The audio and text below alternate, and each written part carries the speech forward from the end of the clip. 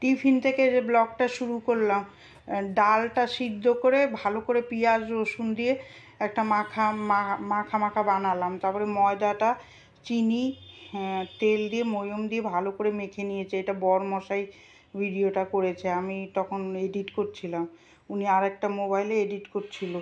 আলুর তরকারি করব, এই যে এরকমভাবে বাটির মতন করে এই ডাল মাখাটা এর মধ্যে মুসুরির ডাল মেখে, ডাল পুরির মতন বলে এগুলো, মুসুরির ডাল দিয়ে বানায়। মুসুর ডালটা সিদ্ধ করে নিতে হয়, তারপরে একটা ন্যাকড়ায় ভালো করে জলটা টানিয়ে তারপরে পেঁয়াজ রসুন টমেটো দিয়ে ভালো করে ভেজে ফেলতে হয়, এরকম শুকনো শুকনো করে ভেজে পুরের মতন বানিয়ে তারপরে লুচির মতন বেলে ভাজতে হয়। যে গ্যাসটা ভালো করে পরিষ্কার করে নিলাম, এডিট করে চলে এসেছি, গ্যাস মুছে টুছে চা খেয়ে নিয়েছি সকালে, নিজে ফ্রেশ হয়ে গ্যাস মুছে তারপরে যে আলুর তরকারি বসালাম। এটার সাথে আলুর তরকারি ভালো যাবে। হলুদ টমেটো কালো জিরা ফোড়ন দিয়ে টমেটো দিয়ে কাঁচা লঙ্কা ফেলে তরকারি বসাবো, বসিয়ে তারপরে ওই পাশে এটা ভাজবো। বরমশাই ওই যে বেলছে, এরকমভাবে এই কাজ করি, এই যে সুন্দর করে তারপরে জল দিয়ে দিলাম, ওই পাশের গ্যাসে দিয়ে দেবো। এবার এখানে ভাজবো। খেতে খুব দুর্দান্ত হয়েছিল। এরকমভাবে করে খাবেন শীতকালে, যত এরকমভাবে সবজি টবজি দিয়ে ডাল দিয়ে খাবেন দেখবেন শীতকালে খেতে বেশ আরাম। এই যেমন ফুলকো হয়ে ফুলে উঠছে। এর মধ্যে পুর দিয়ে দিয়েছে, দুটো খেলেই পেট ভর্তি হয়ে যাবে। আর বাচ্চাদের খুব প্রিয় খাবার হবে এটা। এটা স্কুলে টিফিন করেও দিতে পারেন, খুব ভালো লাগে খেতে এইগুলো। ডালটা সিদ্ধ করে নেবেন ভালো করে, যেরকমভাবে বললাম সেরকমভাবে করবেন, দেখবেন খেতে যা সুন্দর লাগে। আমরা প্রায়ই করি, আমার মেয়ে খেতে ভালোবাসে, বানিয়ে দিই ওকে ঘরে এরকমভাবে। আবার ভাজা মশলা দিয়েও এরকম ভাজা যায়, আমি অত রিচ করি না, এরকম হালকা পাতলার মধ্যে করি, ভালো লাগে। এইটা আলাদা টেস্ট, ওইটা ভাজা মশলা দিয়ে আবার আলাদা টেস্ট, এই টেস্টটাও খুব ভালো লাগে। ওখানে তরকারিটা হচ্ছে, যে বরমশাই বেলে দিচ্ছে, আমি চেকছি। উনি ভিডিওটা করেছে কালকে, ওনার মোবাইলে করেছে, তারপরে আমার আজকে ভিডিওটা দিতেও দেরি হয়ে গেল। ওইগুলো আবার এই মোবাইলে আনলাম, তারপরে ভিডিওটা। এবার আমার নিজের পরিচয়টা দিই। গুড মর্নিং, কেমন আছেন? আশা করছি ভালো আছেন। এখন বাজে 11টা। টিফিন খেয়ে তারপরে আপনাদের সাথে ব্লগটা শেয়ার করতে চলে আসলাম।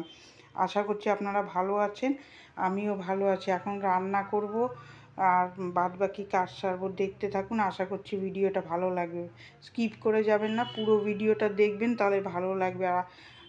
তাহলেই ভালো লাগবে, দেখতে থাকুন। এবার কটা বাসন আছে, টিফিনের বাসন, আর কটা বাসন এমনি বাসন আছে, ওগুলো সব মেজে নেব, তারপরে রান্না বসাবো। আজকে ভেবেছি রান্নাঘরটা পরিষ্কার করব, রোজই ভাবি করতে পারি না, আজকে করেই ছাড়বো। যদি জিদ ধরি দেখবেন যে কাজটা করব সেটা হয়ে যায়, আর যেদিন ভাববো করবো না, ইচ্ছা করছে না, সেদিন আর হয় না। আমি আজকে ভেবেছি রান্নার মশলাপাতি যেখানে রাখি সেই কৌটাটা সুন্দর করে, কৌটার জায়গাগুলো ভালো করে পরিষ্কার করব। মশলা তো আমি শেষ হলেই মেজে ফেলি, দেখেন তো, আমি শেষ হলেই মেজে ফেলি। এরমভাবে কাজ না করলে সংসার, রান্নাঘর যদি নোংরা রাখি তাহলে ও রান্নাঘরে কোনো আয় পয় হয় না। তারপরে এখানে চাল ডালটা মেপে ভাত ডাল বসাবো।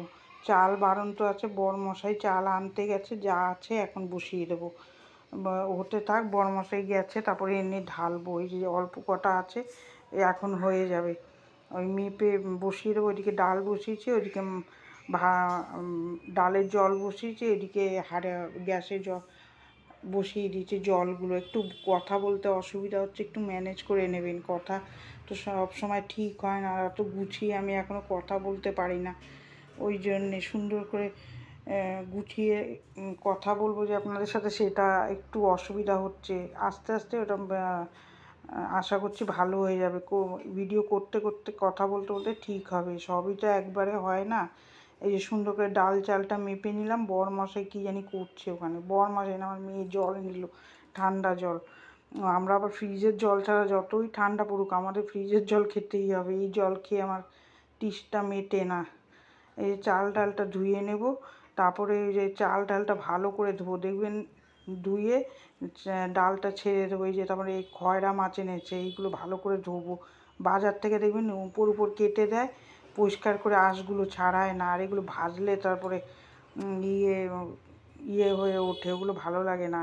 তারপরে এই যে চাল এনেছে, চালটা ঢেলে দিলাম কৌটায়, তারপরে উপরে এখানে আবার চলে আসবো, মূলো শাক ভাজবো। রান্না খুব একটা বেশি ছিল না, এই যে মূলো শাকটা একটুখানি লবণ হলুদ দিয়ে জল দেবো, নাহলে না ভালো সিদ্ধ হবে না।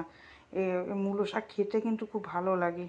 এই যে একটু জল দিয়ে দিলাম, ওই জলে সিদ্ধ, অনেকে সিদ্ধ করে ফেলে দেয়, আমি আবার ওইটা জল দিয়ে দিই, একই ব্যাপার হয়।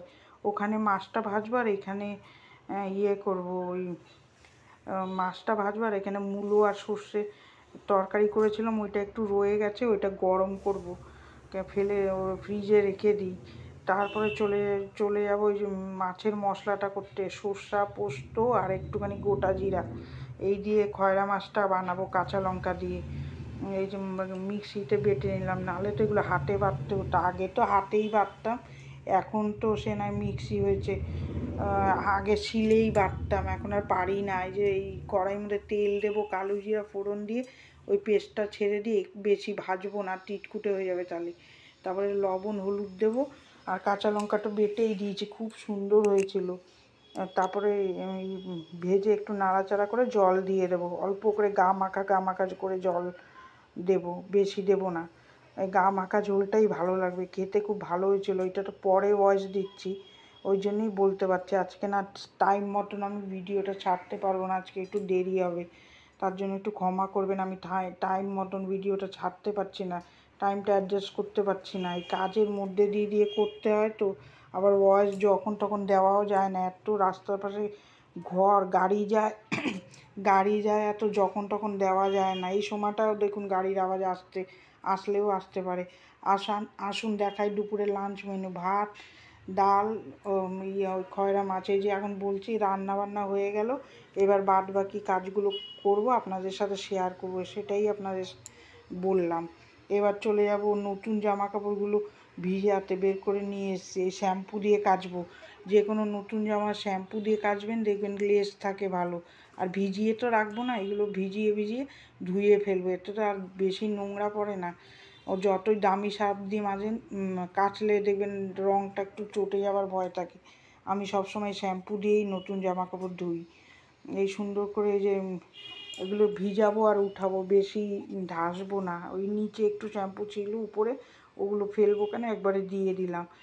এতদিন পরে এই পুজোর জামা কাপড়গুলো কাচতে পারলাম শেষমেশ, এগুলো পরে রয়েছে, এর মধ্যে যে সর্দি হলো, নাহলে কবে আমার ধোয়াটুই হয়ে যেত। এইভাবে রেখেই দিতাম না, আমি কোনো জিনিস ওই রেখে দিতে পছন্দ করি না, সঙ্গে সঙ্গে এটা করে দিলে তারপরে ভালো লাগে। কালকে দেখুন একটু নোকে নেল পালিশ পরেছিলাম, বাবা নেল পালিশ কি আর থাকবে, এই যে যা কাজ করি সব চলে যাবে, শেষ হয়ে গেছে, কমফোর্টটা ওইটা ধুয়ে দিলাম একটুখানি, আর একটুখানি যদি নীল দেওয়া যায় তাহলে কালারটা দেখবেন গ্লেজটা ভালো আসে। এইটা ভিজিয়ে সুন্দর হালকা নীলটা দিতে হবে, খুব বেশি ডিপ করে দিতে হবে না। এগুলো সব ধুয়ে এর মধ্যে ভিজিয়ে শুকা দিয়ে দেবো, বেশি চিপড়াবো না, চিপড়ালে কুচকিয়ে যাবে, ওই জন্য এইগুলো কাচতেও কষ্ট।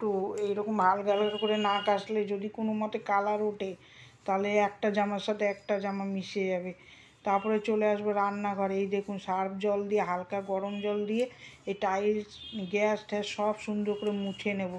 আর কি জানি একটা বক বক করেই যাচ্ছে, আমি এমনি কথা বলতে খুব ভালোবাসি, এমনি কথা বলতে আগে তো খুব হাসতাম, হাসিটা আমার এখন নেই, আগে খুব হাসতাম, 5 বোনের মধ্যে বেশি হাসতাম আমি, একটা কথা পেলেই হতো, খুব চিন্তা ভাবনা করতাম না আমি বেশি একটা, খুব হাসতাম আর খুব ডিপ করে জিনিসটা নিতাম না। এখন কিন্তু সংসার হওয়ার পরে বাবা সব কথা মনে হয় চিন্তায় চলে যায়।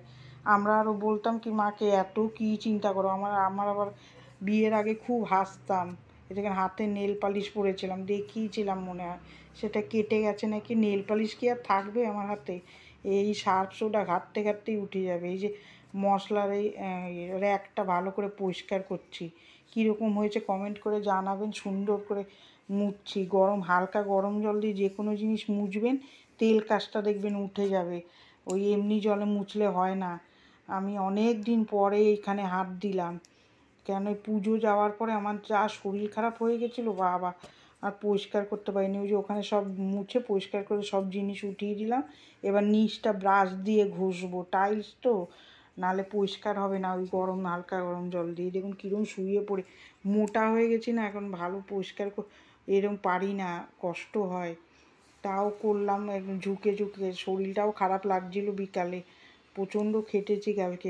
এই রান্নাঘরটা পরিষ্কার করেই ফেলেছি, ডিপ ক্লিন করেই ফেলেছি, আছে আরও, পুরো ডিপ ক্লিন করতে পারিনি। একদিনে দেখবেন সব কিছু পরিষ্কার করলে পরিষ্কার হয় না। এবার চলে আসবো, বাসনটা মেজে নিয়েছি, এবার বাসনগুলো ধুয়ে ফেলবো, মাজা দেখালে অনেক বেশি বড় হয়ে যাবে। তারপরে টাইলস মুছে ঘরটা ঝাড় দেবো, তাহলেই আমার আজকের মতন এন্ড হবে কাজের। বাবা, কাজ শেষ হলে মনে হয় আমি একদম বাঁচি। এই যে সুন্দর করে বাসনগুলো ধুয়ে ফেললাম।